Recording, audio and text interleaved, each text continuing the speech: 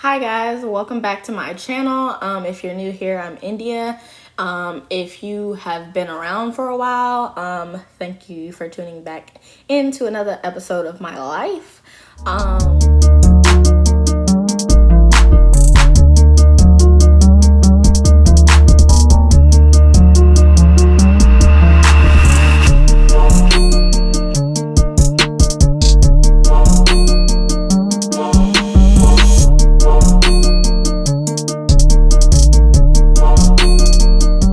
So for a lot of you guys, it's probably going to be a shocker by the title. Oh, she was in an accident? When? Where? What? How? Like, she never said anything. Yeah, so actually, July the 26th, I was in a car accident. It was one of those situations where I was doing Instacart. For those of you guys that know, I don't do 9 to 5 work anymore.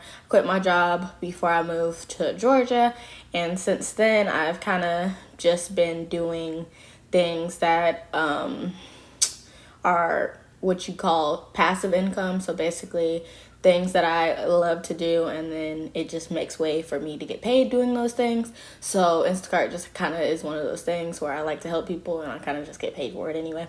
But anyway, moving right along, I was on a back road following GPS, and basically I was getting ready to turn right onto the road, look both ways, and then as soon as I proceeded to turn, then I was hit from my left side. Anyway, that's neither here nor there.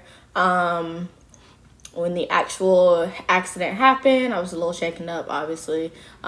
It was my first car accident in all of the 26 years I have been on this earth. I've never been in a car that has been in an accident, nor have I physically been in an accident myself. So this was the first for me. I was a little shaken up because I was just kind of like, what the heck?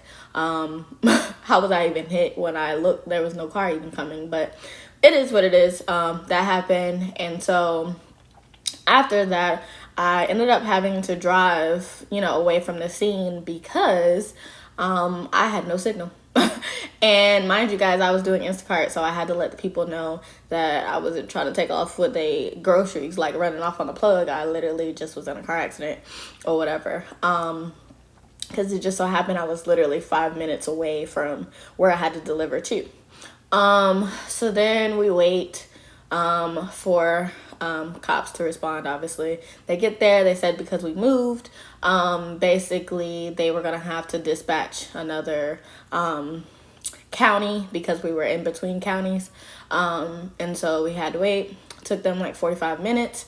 I immediately called my mom and my dad. If you're 26, why'd you call your mom and your dad? Because first of all, I was in a car accident with somebody that was not of color. People are crazy nowadays, and I was in a non-colored town. So it was not diverse at all. It was one of them towns that I shouldn't have been in, actually. And I didn't have any service. So I was like, at least if something happens, hey, this is where I'm at and this is what's going on. And so that happened. The police officer got there, whatever. We spoke to him. He goes to get our insurance information. At the time, I had just renewed my policy, so I didn't have the printout in my physical possession, which I probably should have did anyway. But I had the thing on my phone where I could pull it up, but of course I told y'all we ain't had no signal, so I actually had to use the guy's phone to call my insurance company and get the insurance information. So gave it to the police officer. He ran it literally within 2.5 seconds. He came back and was like, I can't find your insurance company information for your policy. We're gonna have to tow your car, and yeah, that's what it is. And I'm like, excuse me, I just renewed, so and if you know anything about people of color, sweetheart, if I didn't have insurance, I wouldn't have let you run my stuff, and I wouldn't have sat here, baby. So yeah.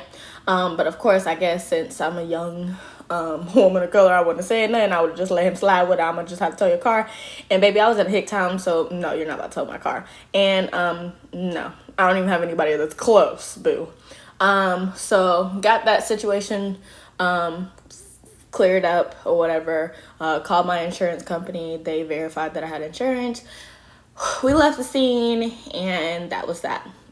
Got home, started having some shoulder issues or whatever, because like I told you guys, I was hit from the left side. I was hit by a pickup truck, and I have an SUV, so that was that. I slept on it, and then I woke up still having issues with my shoulder.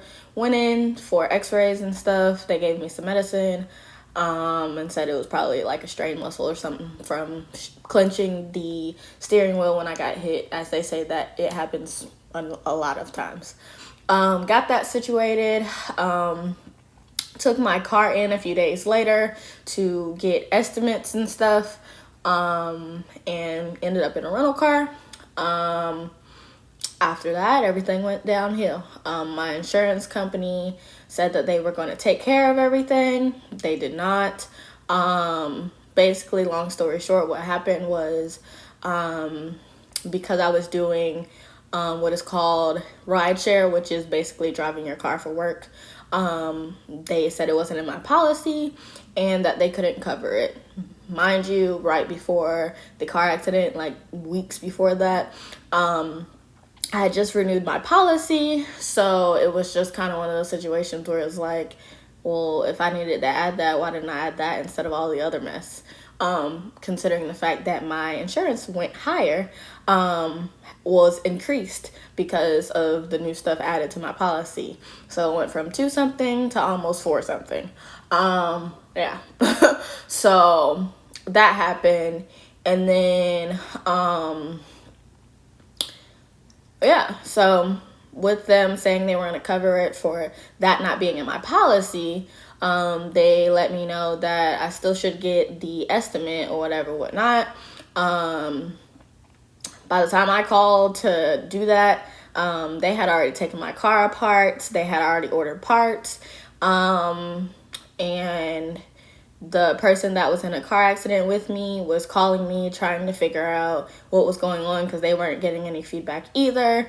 And yeah, so after all of that, this is like weeks later, I asked to speak with a manager because I wasn't appreciative of those services and how things were mishandled and dropped the ball on their end, when literally you could have just said that was what it was from the beginning, not having me go through the process as if I'm covered and there's a possibility that I'm not covered. So whereas I drove my car onto the lot, I could not drive my car back off the lot after everything happened. And when I got it back, I will insert a clip here to show you guys what my car looked like before and after everything happened. This is right after the accident. I just literally had damage done to the front left side. And here's how they brought it back to me. Parts chilling in my front seat, bolts and mirror and stuff just hanging out on my floor. My door was taken apart even though it wasn't damaged in the accident. So yeah, I had no inside of my door. The door handle was snatched off. The trim off the top was taken off. The mirror, obviously. The frame was taken off. My bumper obviously is gone. My headlight obviously was gone. Yeah. And if you're wondering why I took this video, obviously for documenting purposes. And this is a better view of how they kind of just shoved all this stuff in my front seat. Then, here's the kicker. In my trunk is more parts, but then I quickly realized that my hinge was broke on my trunk. So as I pushed it open, it kind of almost fell back on me. So yeah, I guess they glued or taped or whatever the heck they did to it. But there's that. Can y'all tell me why I just got my car back and this is gone, but this was never messed up? And then on top of that, my door handle is off, my mirror is off, stuff that wasn't even messed up in the car accident is off and just sitting in my car. I can't even I literally just had a nigga rig my car to get out because y'all done took stuff off that didn't even need to be taken off. Like, when I say I'm about to scream, I'm literally about to scream. Because even if I wanted to just get the stuff that was messed up fixed, now I gotta get this stuff fixed. Like, this ain't even my problem. Like, why is this even taking off? And in the clip that you guys just saw, I was pretty much overwhelmed and having a low-key panic attack, because not only did you guys drop me this car off that looks way worse than when it came in, I have things that were taken apart that wasn't even damaged in the car accident.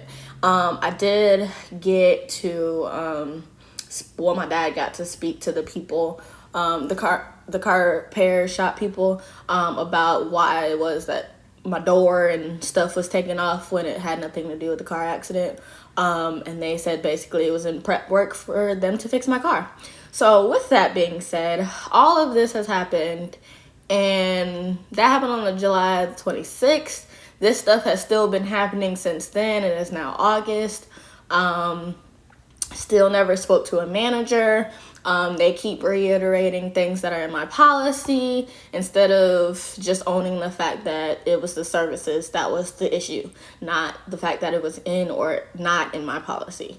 Because I can deal with that. I can get my car repaired, no problem. But what I can't do is deal with the fact that you guys, because you guys gave me false information and because you guys gave everybody the go-ahead when it came to my car was taken apart. It was not put back together, and things that had nothing to do with the car accident was taken apart so that they can fix the things that were damaged due to the accident. And so now I'm stuck with a car that even if I wanted to get it fixed, I can't even drive it anywhere. I would have to get it towed. But not only that, the pieces that they ordered for my car to fix it, my car insurance people decided to reimburse the car people for it, but my old parts were put in my car, so literally all of the damaged pieces are in my car, so I can't do anything with those. And yeah, that that is what is going on in my life. And I know a lot of you guys are gonna be like, well, I understand why you've been gone now. So it was just like, that whole situation was draining. That whole situation was emotionally, spiritually, physically overwhelming, to say the least, because literally every day it's something new, but also it's not anything that is actually fixing the problem. So, and not only that, you guys expect me to still pay insurance, and my car wasn't even insured, so what am I paying you guys for? But that's the world we live in America, where you should have insurance to protect your car if something happened to it, and the people that, happen to get in a wreck with you, to make sure that they're okay. But clearly that didn't happen, okay? So let me know your thoughts and opinions on this situation. And also, for those of you guys that are going to ask me, well, how have I been handling it? Honestly, prayer is like my best friend. And also being aware of things spiritually. Before the accident happened, actually, I want to say the same week or the week before, I actually had a dream that something happened to my car. It wasn't to this extreme. Some stuff happened and my car disappeared. So that was that. So I was aware that something was going to happen to my car. When, I didn't know where or what exactly was the extent. Never got into all of that. So spiritually, I was aware something was going to happen to my car, but in these situations, you never really think about stuff like that. You kind of just take it, and just when it happens, and then you're like, oh, I kind of did know about that, but it's just like, you don't want to acknowledge it at that point. But yeah, prayer has helped. Sharing the story has helped, for those people that may go through similar situations, or that may just need to know that when things such as that has happened, you can get through them. Luckily for me, like I said, I was not injured in any way other than a sprained muscle. My airbags did not deploy. Only damage was the front corner on my left side of everything. So the front corner on my bumper and my hood, and then of course my front headlight was out. That was it. Other than that, it could have been a lot worse than what it was. So I had to look at the brighter side of things. Happened for a reason. What the reason is, no clue. But at the end of the day, I know it's for a bigger purpose. Like I said, I'm not sure who might need to hear the story. I'm not sure who may have lost hope, faith, or whatever it may be. But hopefully this story helps you, regardless of whether it be a car accident or something dramatically happening to you in your life. Understand these things happen in order to test you, to try you, and to get you off your square, and to, guide you out of your faith and what you believe to be true. And for me personally, it almost worked. I ain't gonna lie, it was one of those weapons that it almost worked. But knowing that God is before me, it did not prosper. So even though my car was damaged, my faith wasn't really damaged. It was tried, I will say that, but it wasn't damaged. My body was physically damaged, but like I said, that thing inside of me kept wrestling and rumbling for us to get the victory on the other side. So I'm good. Things have worked out however they needed to. I'm continuing to trust the process. And even though I haven't had my car, I've been able to have other people that are on my side, friends and family, that helped out in this situation. So I have been able to get around. I have been able to get things taken care of regardless of whether or not I'm using my car or not. I've been able to reinvent myself in a weird way. And I've been able to use this to help minister to other people. And I think that's a great thing. That's the great thing about faith, you never know, what's going to happen and what it's going to look like. But at the end of the day, that everything works together for your good when you believe in the man upstairs. And you kind of got to just trust him regardless of what it is that's going to happen. You still have to trust him even in those situations. So I could have been dead. I could have been, my car could have been totaled out. I could have been majorly hurt. I could have been still working a 9 to 5 and had to, call off a job or had to quit. I could have had kids and they could have been in the car, or I could have, been missing out on taking them where they needed to be because I didn't have a car. I could have, whatever the situation may have been. But in this case, that's not my story, so I didn't have any of those things to think about or to worry about. It was just me, myself, and I, my car, my body, my being, and it's working. So yeah, let this be a testament to the fact that even though things try to come and be weapons formed against you, and please remember that even though weapons are formed against you, doesn't mean they have to prosper. Just because you may be sick, just because you may have been in a car accident, just because you may have had cancer or have cancer, just because you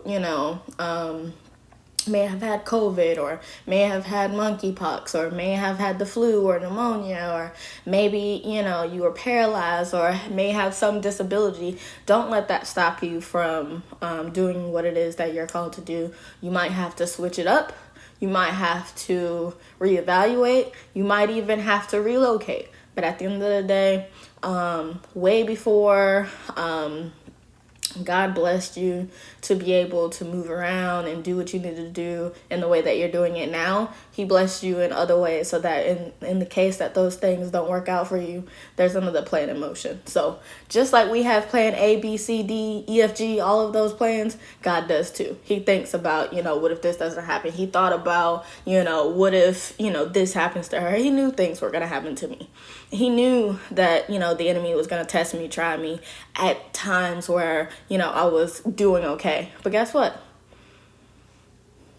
When you're covered, when you believe what you believe and you stand strong on it, when you have somebody that protects you far more than you can protect yourself, when you understand that everything happens for a reason and don't get so caught up on what that reason is or take things personal when they happen to you, you understand that, hey, I'm just a vessel that he needed to use to, you know, heal the unbelief, heal the hurt, heal or strengthen the faith in somebody else. And they needed to see it come from you, because if it would have been anybody else, they wouldn't have believed it. But because it's you, and because you're imperfect, and because, you know, you do what you do and you make it look effortless and they see the real you, you know, like, yo, things really happen to all people, not just some people.